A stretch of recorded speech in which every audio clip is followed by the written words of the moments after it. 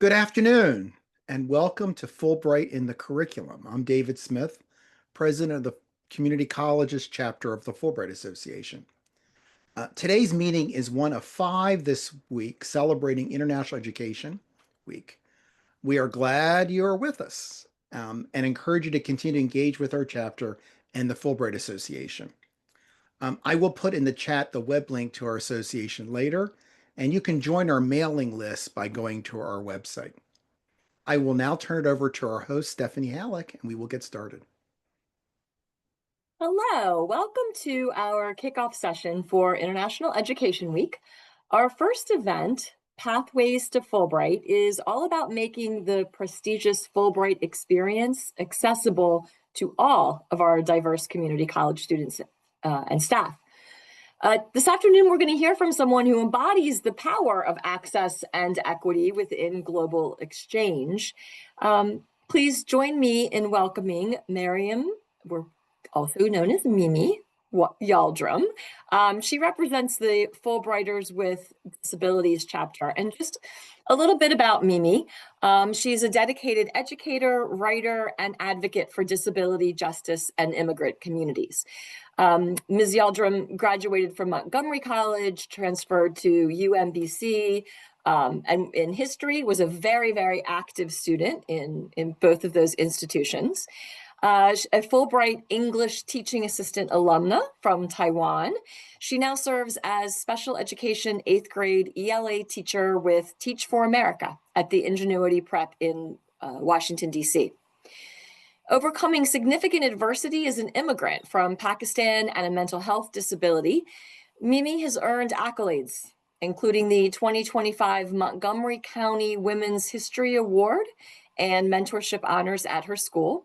She's the author of an upcoming debut novel and serves on the boards of Montgomery College Board of Governance, UMBC alumni directors, and Fulbrighters with Disabilities. She is also involved in mentoring through the Fulbright Lotus program and the universities at Shady Grove campus, and co-facilitates a local writers group in Gaithersburg. So we are incredibly honored and thrilled that you found time to join us this afternoon, Mimi. Thank you very much for being here. Good afternoon. Thank you for introducing me. I'm Mariam. I go by Mimi, and I'm so delighted to be here to offer my experiences and stories and just share my truth and about Fulbright and my journey through Fulbright as well. So should I start going? Okay. Please, all right. yeah. Okay, Give us what you got, and we'll do some questions. We'll save some time for questions, obviously, at the end. Okay, great. So I was a student at Montgomery College. I did my associates with a concentration in history. And while I was a student at Montgomery College, I had the opportunity to also study abroad to Ethiopia. And then when I transferred to UMBC at the Shady Grove campus, I also did a short-term study abroad to Denmark. And so and while I was a student, an undergrad student, I had a lot of challenges in terms of, finishing my degree on time, and then being low income family, and then also identifying as someone with a disability. I had to face a lot of barriers when it came to exchange programs and study abroad programs. And so I really worked with the staff at Montgomery College and at UMBC to just prepare for all that if I wanted to do the programs I was trying to apply for and stuff. And then I was really active, like you said, Miss Stephanie, in terms of my leadership positions and everything, and that really helped me in terms of getting my foot into those doors and those opportunities. So once I graduated with my degree, with my bachelor's in history with a minor in public history, I worked for a little bit, and I realized I needed more experience in terms of applying for Fulbright. And so I went back to Montgomery College as a non-traditional student and got my TESOL certification. I also was an English teaching assistant for Casa de Maryland. a nonprofit organization. And then, I was also working 2 part-time jobs. I was doing an internship at the Germantown Historical Society. I was also volunteering at various organizations and attending a lot of events, networking events. And then also I'm a caregiver. I take care of my parents as well at that time. And then so I got help from my university in terms of, there's a process when you apply for Fulbright. You talk with the professors and the person in charge of the Fulbright at the university, and they really helped me with that process. It was actually my second time applying for Fulbright because the first time I applied, I didn't have that much experience, and then I learned from that, and in terms of like the application process and everything. And so once I applied the second time, I was deciding between 3 different countries, Malaysia, Indonesia, and Taiwan. And then I decided Taiwan because they had a strong services in terms of disability compared to Indonesia and Malaysia. And also, I was really interested in the community and the culture and the history because I did some research and stuff. And so yeah, I applied for that and I got a semifinalist, and then eventually I got to be the finalist. I was actually the first one at my university at the Shady Grove campus, not main campus, to win the Fulbright. And so I come from a community where a lot of students from my campus at the Shady Grove and Montgomery College don't have that opportunity to apply for like study abroad, let alone Fulbright programs, right? It's a commuter campus similar to Montgomery College, so a lot of students, they go to school and then they go to work, or they have responsibilities in terms of with their families and things like that. So there's a lot of barriers in terms of that. But I took a lot of risk in terms of applying for Fulbright because while I was a student and working, I was I had a lot of government assistance programs, like I was getting food stamps, Social Security, things like that, Medicaid, and a lot of services. And so once you leave the country after 30 days, they terminate you basically. So I took a risk in terms of with all my programs that I had, like my mental health services, in terms of the medications I was getting and all that. I had to basically plan for all that in terms of what that would look like once I leave for overseas. And then, I was also paying for my car loan, who's going to, take care of that, and who's going to take care of my parents, who's going to take care of my pets, who's going to take care of my household items. Because, I lived in an apartment with Section 8. And so I had to think about all that. And so once I took care of all that, I went and I took the opportunity, and being with Fulbright was like the once in a lifetime opportunity for me. It was like the best experience. I it was very brave of me to like be in a country, in a foreign country. I don't speak the language, and to be able to like navigate the system, right? Like I had to learn how to navigate the train systems. I had to figure out how I'm gonna get the medications taken care of with the doctors over there.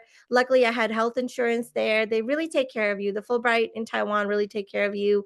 And so, and then housing, and then also literacy, budget literacy. Like a lot of people from my background didn't learn financial literacy, so it was very difficult to budget as well in terms of like how to like budget for rent and like food. And then if I wanted to go out and do an activity, that was a challenge for me in terms of that. And, and I was also in my 30s applying for Fulbright as a non-traditional grantee. A lot of my cohort were, 21, 22, who were living with their parents, just graduated from college. And so there was some disconnection there, but luckily I had a great time with connecting with everyone eventually. And then we were like a very tight knit cohort. There was 30 of us in Taipei, in the capital, and I really bonded with my peers. We actually celebrated I had a mini wedding there. I had a bachelorette party there. Um, we celebrated all the holidays, Halloween, Diwali, Holi, Ramadan, Eid, you name it. Like we spent a lot of times together as a cohort, and I even presented at the conference there. I was in the DEI committee. I was really active, and I presented at university as well, did service learning and things like that.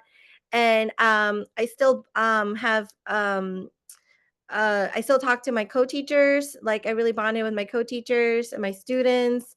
And then, I taught 7th through 9th grade at a middle school. And I really brought in a different perspective to my school, because all the ideas that I brought were new to them. So like it was really fun that I got to do that, and redesign one of the English class that I was a co-teacher in, and it's called Global Vision. And I did a lot of like the Heritage Month events and more perspective towards like the non-European perspective. And then I taught them a lot about like my culture as a Pakistani immigrant. And then I taught them about like different cultures in America as well, but also connecting them to their communities.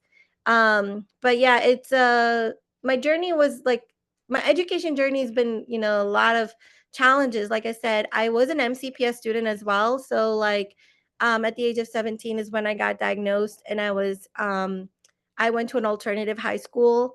And so when I started at Montgomery College as well, I couldn't finish on time due to my disability. And so it took me at least 8 years to finish my bachelor's degree, because I had to drop out several times out of college because of my disability. But my biggest strength is I'm resilient and I persevere.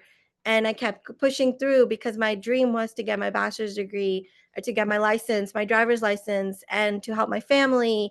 And, I'm a first college generation student, like taking care of my parents. My parents don't drive. So there was a lot of barriers in terms of transportation and language barriers, system barriers. So like I was learning all that and also helping my parents. And so, yeah, like I was at MC for a long time, and, I was a non-traditional student eventually at MC at Montgomery College, and then at UMBC as well. And then I went back as in the workforce development program or something. But yeah, I started when I was 18, and then I finished in my late 20s. But I got my degree, and and I was given the wonderful opportunity to study abroad, and then be able to do Fulbright because program. And now I'm doing Teach for America, because Fulbright experience with my teaching really ignited my passion for education. I was originally an education major when I started at Montgomery College, and then switched to history, but education remained the goal for me, like the passion. And even when I was, doing my history degree. So yeah, so after finishing Fulbright, I'm doing the Teach for America program, which is a 2-year program. And I'm teaching at Ingenuity Prep in Ward 8 in DC, really immersing myself in the community. I started a mentorship program at my school. And I get a lot of like encouragement and support from the staff, the principal. They truly value me, and I feel very valued and welcome and belonging in the school. And I'm on 3 different boards. I'm also on Montgomery College Board and UMBC, and Fulbrighters with Disability as the secretary. And then I co-facilitate a writers group, and then I just share my story. And yeah, and I also wrote a book that I published. I know it's a long rant. You're muted.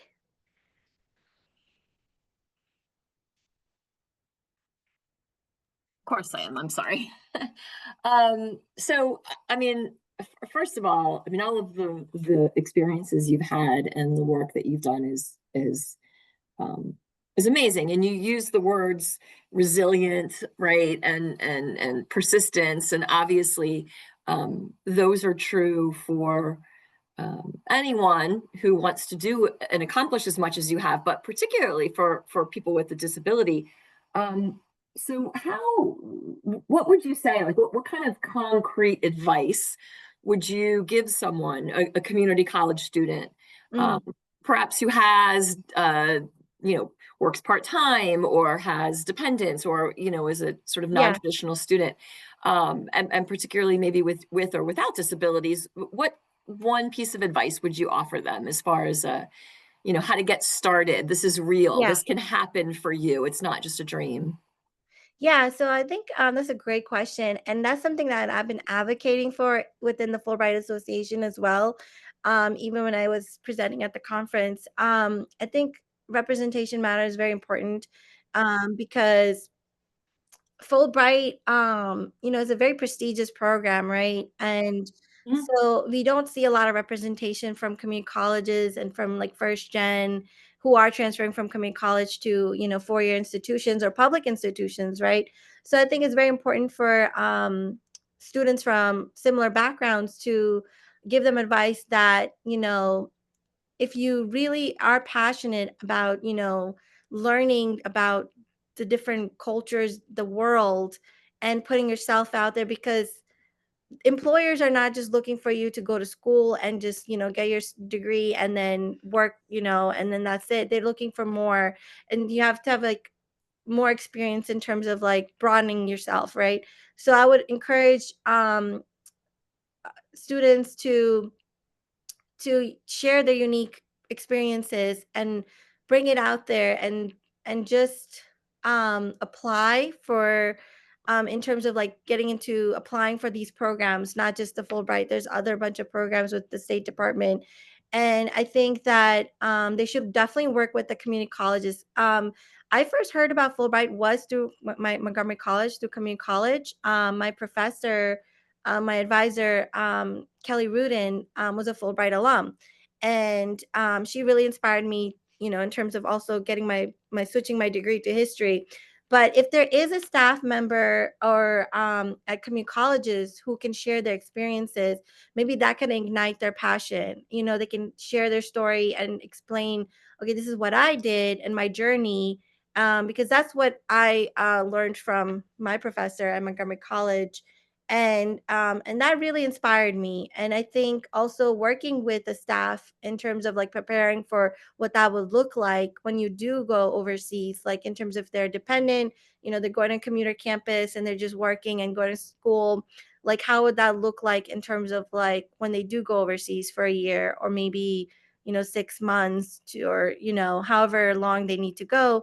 I would really plan that with the staff and the professors and advisors in terms of and their family, of course, as well.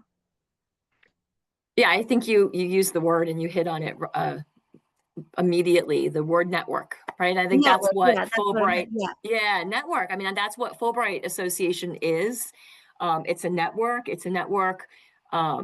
And I'm always struck by this too. When you were getting ready to go, you hear about it from Fulbright alum, from professors, from staff that help you put it together.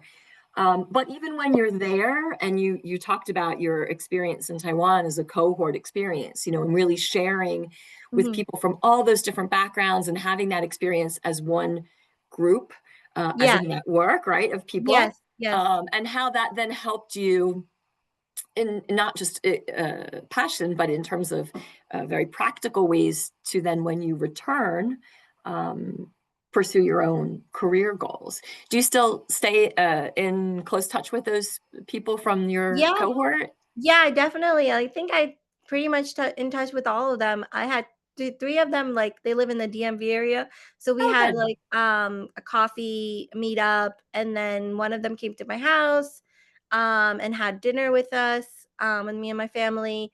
And then I think some of them are in like New York and Philly. I still text them, and then they're on social media as well. And then one of my good friend is in Taiwan still, and she's doing EMI. So she went up from ETA to ETF to EMI. So she's teaching at university level, and she sends me postcards to wherever she visits in Taiwan or Southeast Asia. So it's and they all send me pictures and updates. So yeah, I'm really connected to my cohort. Yeah, that's wonderful. And I guess everyone has moved on in there. You just mentioned your uh, friend in Taiwan, has really been able to uh, sort of parlay the Fulbright experience Yeah. into career goals, Yeah. So right? she's still Into, part of Fulbright. It's like a move up within Fulbright. Yeah. yeah, yeah, that's wonderful. Um, okay, so let me flip it on you then. Mhm. This idea of network. What is, would you say, like a sort of a concrete action that a community college, either your faculty member, staff, or someone could take that would be a more effective mentor, that would really help encourage students with disabilities, non-traditional students in Yeah. a multitude of ways to be able to really maximize this opportunity? I think an action plan would be to create a plan, right? And like to prepare like some resources in terms of like working with like if you are like for example someone with a disability, you will work with the DSS, I believe it's called, or Mhm. like the disability services to make sure like okay, if you need accommodations, how can that look like transfer over? Or like working with your medical providers, like how would that look like in terms of like your medication management? And then of course you're going to need letters to support that to take with you, not just that you have to fill out medical forms for Fulbright when you get into Fulbright, right? And then if you're a non-traditional student, like you want to plan maybe um refer them to like someone who helps them with like budgeting, like financial literacy, Yeah. or like any type of resources they can learn and apply it to when they go overseas. Because for a lot of non-traditional students and community college students, like I said, they're in a unique position, right? And so a lot of them need a lot of support and planning. That's like the big thing I can say. You have to plan and Yeah. like maybe write a document or share a document with the steps they would need to take in terms of like insurance and like budgeting, in terms of like access to disability services, and then in terms of like family, like figuring out like outside resources, like if you have a car bill to pay or a cell phone bill to pay, or any bills that you're paying, like your credit cards, things like that. What would that look like when you go overseas? Like who's going to be providing for that? Who's going to be paying for that? Because you do get a stipend, but that stipend's only for you to use in that country. But it's not going to be enough to pay for like, okay, your Oh, you temporarily froze.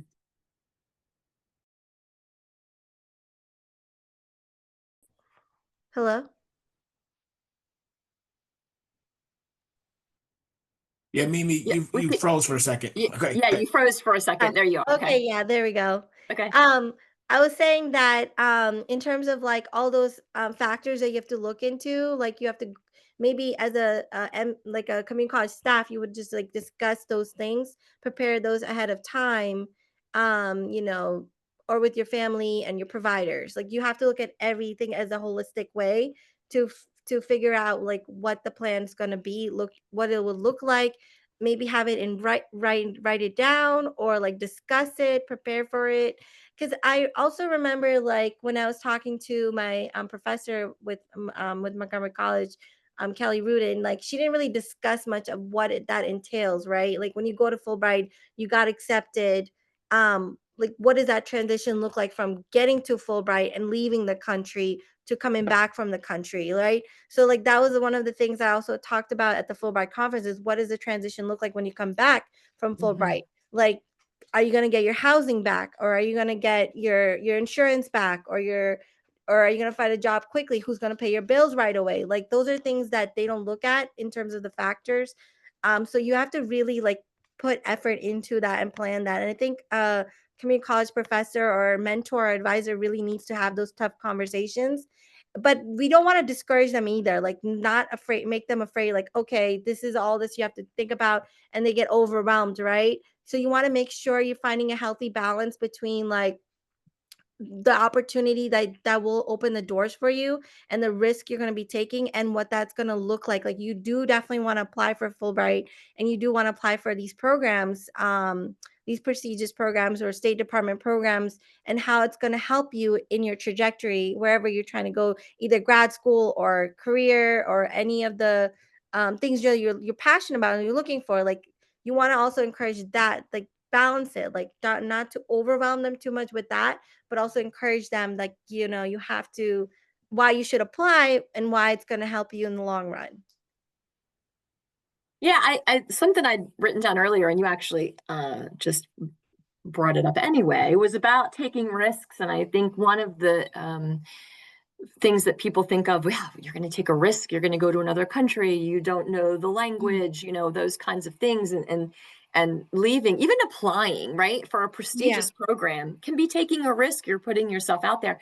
But you brought up really all of those practical risks, right? Not just the fear of the unknown, but all of the really practical risks about what happens if I'm unable to, get the medication situation worked out or the healthcare that I need? What is my emergency plan or backup for in country and for home? And I think those are all particularly true for, again, certainly students with disabilities, but community college students in general as well. Yes. So I just pulled out a couple of words. I hear plan ahead, right? That's the key thing we can do. You talked a lot about network, whether it's early on and finding out, and the network that helps you apply, the network that helps you get there, the network that keeps you engaged while you're there, and the network that when you come home helps you move, as you said, into your career trajectory.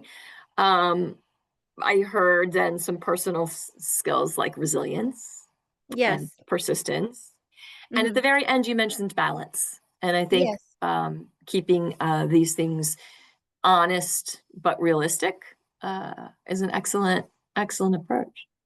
So I'm going to see if anyone out there has questions or would like to ask you anything in particular about your journey or talk about community colleges in general. Do we have a question? I do. Good. So, Mariam, tell me about your chapter and what your chapter does. And I'm also interested in learning about the other, and I want to characterize this in the best way, the other disabilities that other chapter members are facing. Yes. How they participate in the Fulbright program, notwithstanding disabilities, because I would imagine not everybody's dealing with the same challenges that you are. Yes. Yeah, so Fulbrighters with Disability is one of our chapters that I'm the secretary for, and we're all about making an equitable and inclusive, just equitable and inclusive way to get more prospective grantees to apply for Fulbright.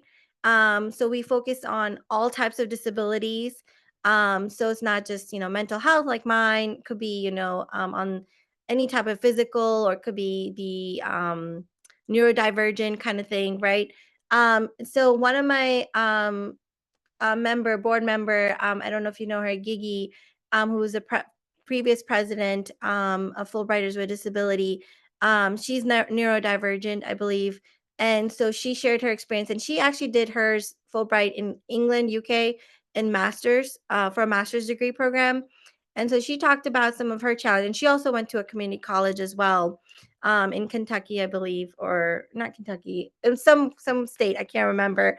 But so she talks about some of the challenges in terms of navigating and accessibility. I think that's a big thing that we focus on is accessibility, right? So when you go to different countries, we really have to factor in the accessibility part, what that would look like in terms of navigating the system. Is it accessible or not? And so when we do apply for Fulbright, we're doing a lot of research into those countries and what that would look like. And disability is, seen as very different in different countries, right? The attitudes and belief systems are very different. And so what that would look like in terms of like being respectful, and in terms of like how we should put ourselves out there and how we're representing ourselves in that country, because there's a lot of stigma in certain countries talking about disability. But when we're talking about it and we're sharing our experiences and navigating and all that. So for Fulbrighters with Disability, we do a lot of events where we share our stories, right?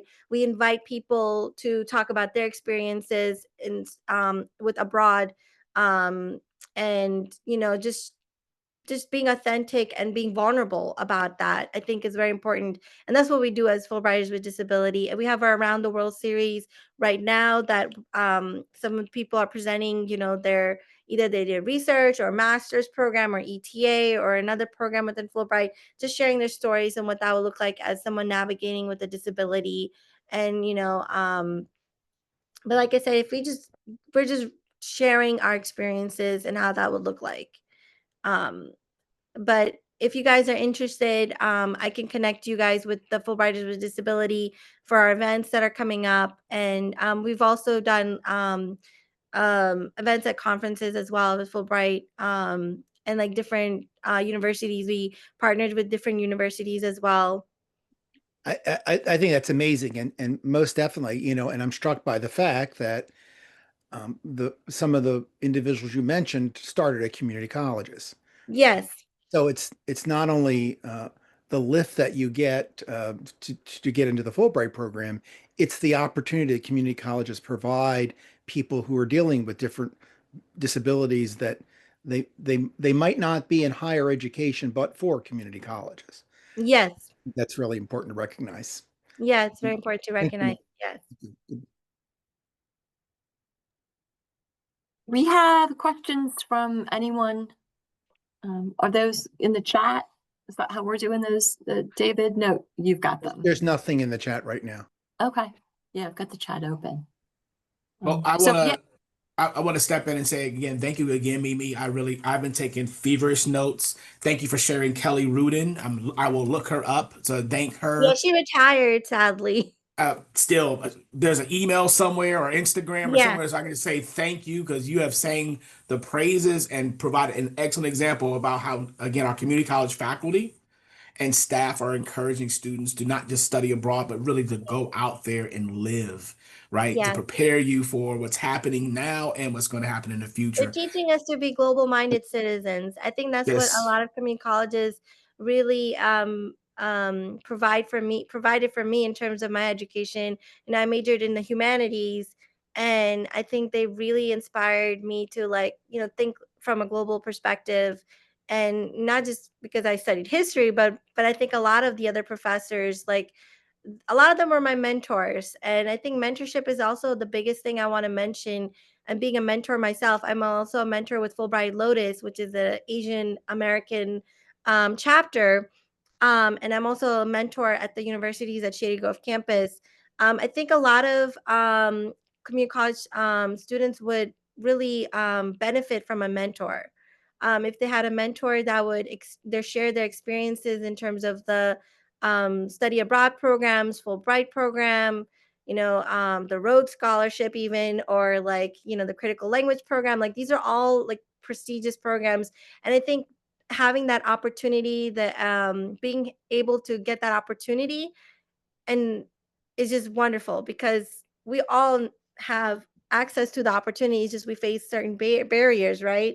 And I think if we um talk about those barriers, is how that would look like and how we can overcome those barriers and the challenges in terms of adversity, we can really show representation within those programs, right? And I think we need to make it equitable in terms of that. And that's like one of the big message that I talk about with the Fulbright Association is make it equitable for people like me, in terms of my background, because I don't really see a lot of representation from Fulbright from people from my background.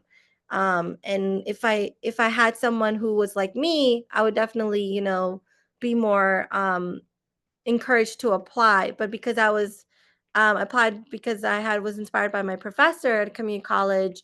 But if I had also heard from people who've done their Fulbright who came from community colleges and who applied, I think that would be also beneficial to hear from that and how they've transitioned after Fulbright, things like that. If you guys did like a panel or did some tabling or a big event to showcase like the experiences of non-traditional students with disabilities, or in people coming from public institutions or community colleges, that would be great. I think if you guys did something like that, like a panel or a big event, and then maybe have like a mentorship program attached to you know, the chapter or something. I don't know. That would be some ideas I can give. Well, thank you for that. And again, I want to also go back to your path that you had mentioned. Hey, Orange Cat, the pathway you mentioned about coming back to the college as an adult learner as Yes, part of your Fulbright journey. yes. I think that is so incredibly dynamic.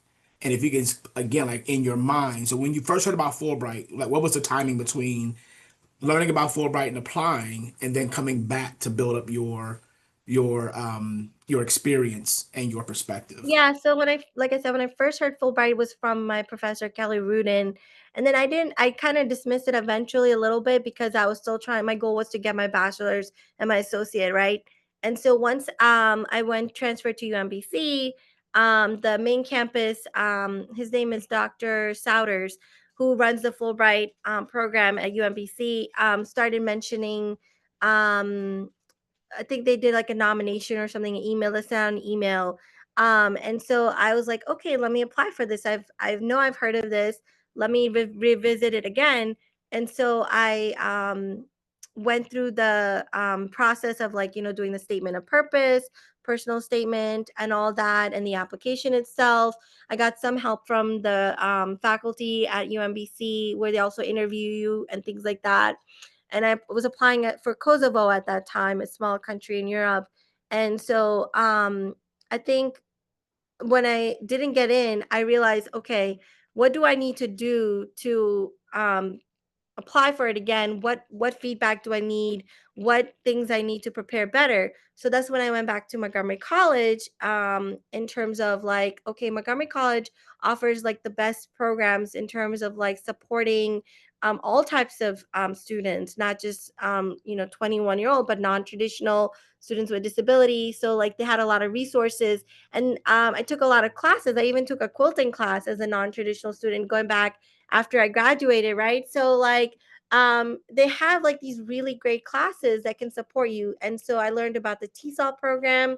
So I took that class. The program, and I took a bunch of classes, and the staff were really supportive. And in terms of like using what I was learning in TESOL, partnering with schools, they helped me find.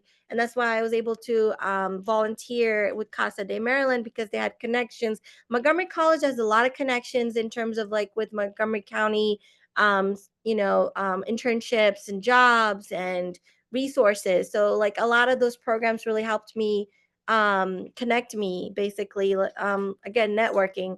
So then I honed in on those skills, and then I applied again for the Fulbright, and I really intentionally put a lot of thought and effort into like the process of the statement of purpose and personal statement. And then the faculty at UMBC was also able to provide more feedback in terms of my last application and how I improved and what I can do better. And they also had like, you know, they would help with the editing and writing, things like that, you know, feedback. And that was really helpful. And I also like used a lot of like Montgomery College service in terms of resume.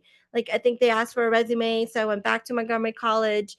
They helped me with my resume, and I think they also like help you with feedback if you need for Fulbright applications. I think the career development service program at the community colleges are great resource in terms of like helping with those type of skills you need to hone in on and help with.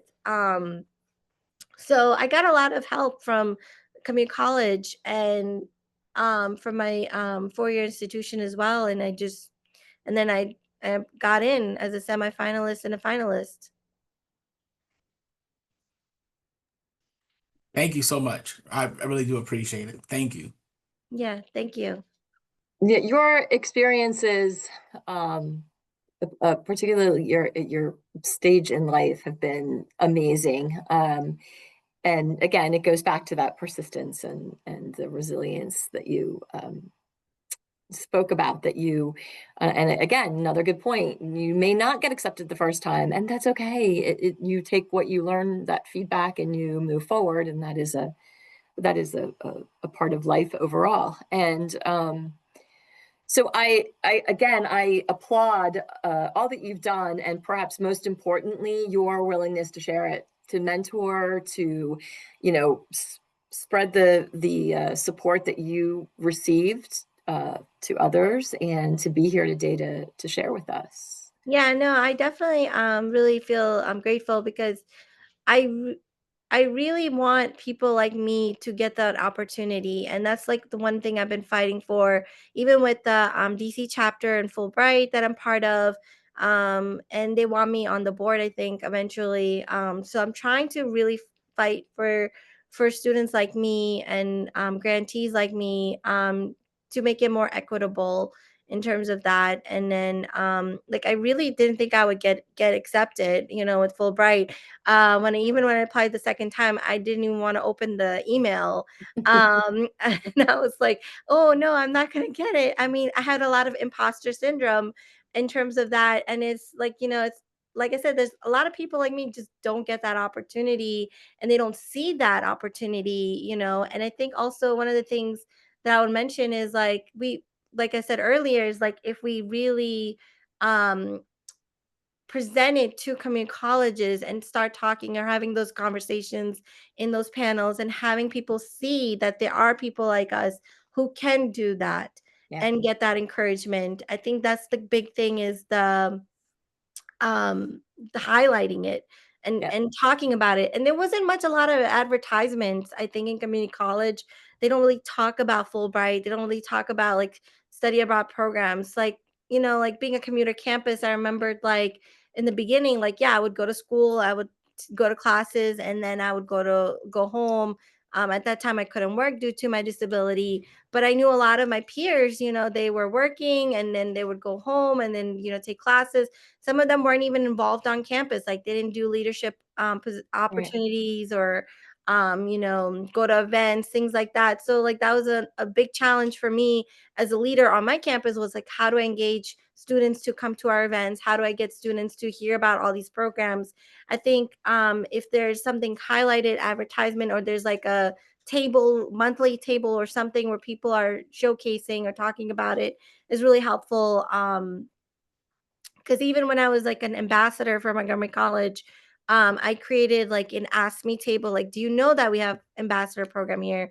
We have student council, student senate, things like that. Mhm. Like, I asked a lot of the students, and they didn't know that. But it is a challenge with all, commuter campus, to like get them involved. But like once they get that voice heard, or they hear something, it can ignite just one, passion, or a thought. Hey, maybe I might consider doing this in the future, right? I think that's very important, just to get the word out. That's what I'm trying to say. Get the word out.